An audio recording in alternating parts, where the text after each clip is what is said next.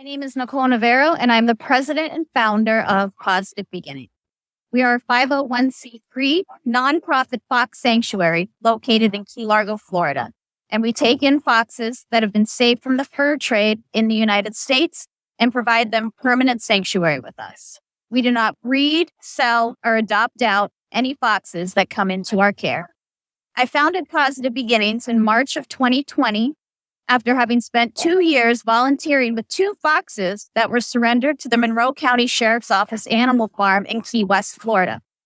When I first met those 2 foxes, I had no experience dealing with that species. I quickly learned that foxes certainly are not meant to be pets, and sadly, many people that purchase fox, having done zero research, and once their fox starts acting like a wild animal, shocker, they either find a sanctuary to surrender them to, give them away, or unfortunately, release them into the wild.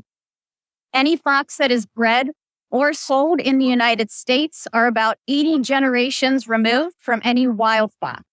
Additionally, any fox that is bred or sold in the United States that is not born on a fur farm still has fur farm lineage. So people that go out and buy pet foxes are indirectly supporting the fur trade. Oftentimes, fur farmers double as breeders and will sell off their pups that they know will not bring them any money during pelting season. So after having that experience, I started reaching out to other fox rescues in the United States and doing my own research. Surprisingly, I learned that there are some fur farmers that will legally surrender foxes to sanctuaries if those foxes are of no use for them for one reason or another. I would like to make it very clear that I've never paid a fur farmer or an intermediary rescuer for any of my foxes.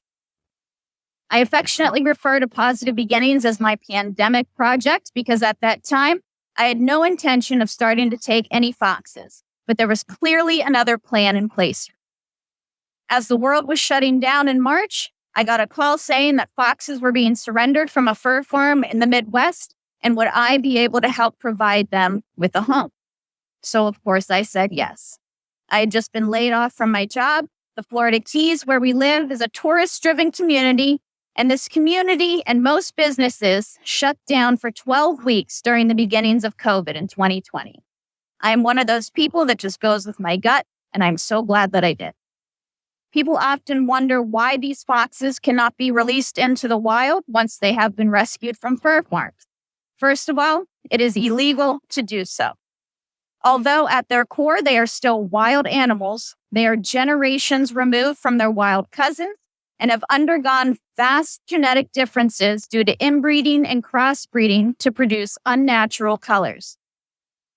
Many foxes on fur farms have genetic defects or illnesses that, if introduced into wild populations, would devastate local ecosystems.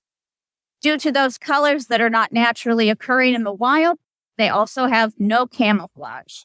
And lastly, people that run fur farms are not interested in being kind to animals, as we all know, but they do feed them, and having any wild animal that is used to being fed by humans since birth has left them with no ability to learn to hunt on their own. So sadly, although these animals were never meant to be in captivity, if they are able to be rescued, they must live in human care at a responsible sanctuary.